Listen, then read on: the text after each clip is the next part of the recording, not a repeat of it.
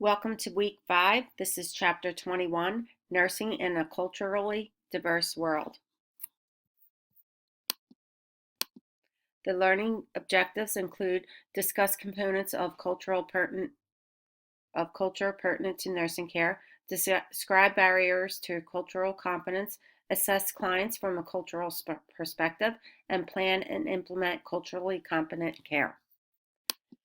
The key terms include culture, cultural sensitivity, culturally competent care, diversity, spirituality, and spiritual distress. Nursing in a culturally diverse world. Diversity in America has changed. Refer to Table 21-1, Population Diversity of the United States from 1990 to 2000 in your textbook. Culture is the learned, shared, and transmitted values, beliefs, norms, and life-way practices of a particular group that guide thinking, decisions, and actions in patterned ways. Culture guides behavior into acceptable ways for people in a specific group. It is shared by and provides an identity for all members of the same cultural group. It is learned by each new generation through both formal and informal life experiences. Language is the primary means of transmitting culture. Culture influences the way people of a group view themselves, have expectations, and behave in response to certain situations. The practices of a particular culture often arise because of the group's social and physical environment. Cultural practices and beliefs may evolve over time, but they mainly remain constant as long as they satisfy the group's needs. Because a culture is made up of individuals, there are differences both within cultures and among cultures. Varying cultures include racial and ethnic origin, religion, physical size, age and gender, sexual orientation, disability, socioeconomic and occupational status, and geographical location. Diversity is the differences in race, ethnicity, national origin, religion, age, gender, sexual orientation, ability, disability, social and economic status or class, education, and related attributes of groups of people in society. This occurs between and within cultural groups. Nursing in a culturally diverse world.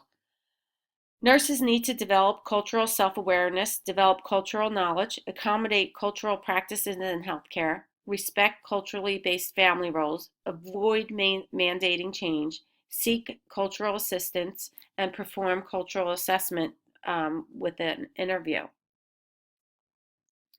There's 5 competencies essential for culturally competent care. They include applying knowledge of social and cultural factors, use relevant data sources and best evidence, promote achievement of safe and quality outcomes of patient care for diverse populations, advocate for social justice, participate in continuous cultural competence development. Concepts related to culture include ethnic, which is a group of people who share a common and distinctive culture. It can be a subgroup of a larger social system, and it's a consciousness of belonging to a group that is differentiated from others by symbolic markers, which include culture, biology, or territory. Race is a classification of people according to shared biological characteristics, genetic markers, or features. Acculturation is a process of becoming a competent participant in the dominant culture. Concepts related to culture. Nursing ethnoscientists study the health beliefs of cultures. Transcultural nursing provides culture-specific and cultural universal nursing care. Cultural awareness is recognition of differences and similarities between varied cultural or ethnic groups. Cultural sensitivity is a respect and appreciation for cultural behaviors. Cultural competencies refers to awareness of one's own existence, sensations, thoughts, and environment without influence. Cultural shock occurs when members are abruptly moved to another culture or setting and a state of being disoriented or unable to respond to a different cultural environment. Signs of cultural shock range from silences and immobility to agitation and distress. This is the Sunrise Model. The Sunrise Model depicts a theory of cultural care, diversity, and universality. This is figure 21-1 in your textbook. This model emphasizes that health and care are influenced by elements of the social structure such as technological factors, religious and philosophical factors, kinship and social systems, and cultural values. It also emphasizes that healthcare are influenced by elements of the social structure, such as political and legal factors, economic factors, and educational factors. There's also social factors that are addressed within this model, and they include environmental context, language expressions, and ethnohistory.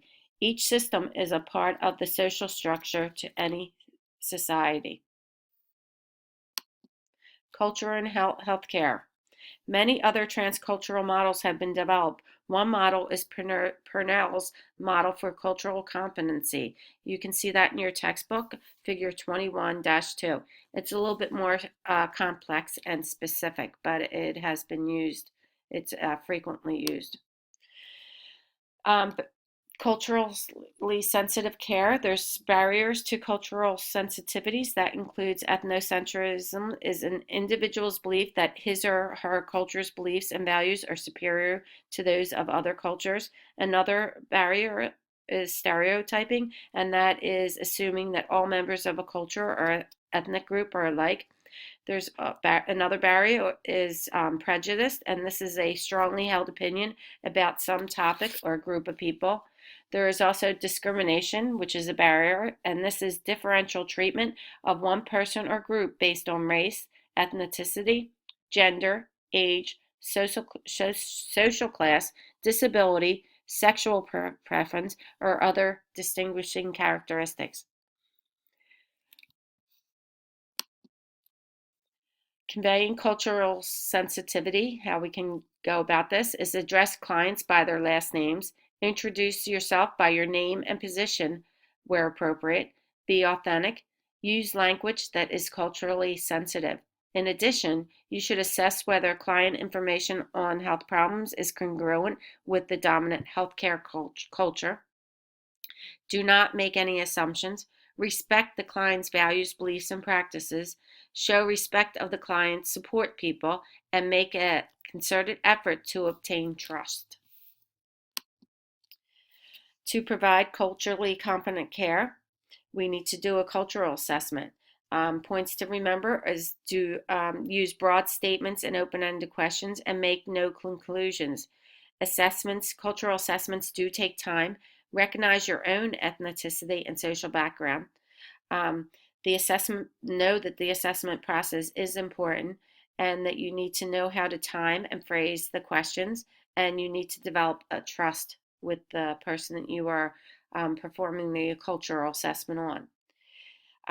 You need to, before you even start the cultural assessment, you need to determine the client's language and degree of fluency in English, identify nonverbal communication behaviors, be aware of time and space orientation.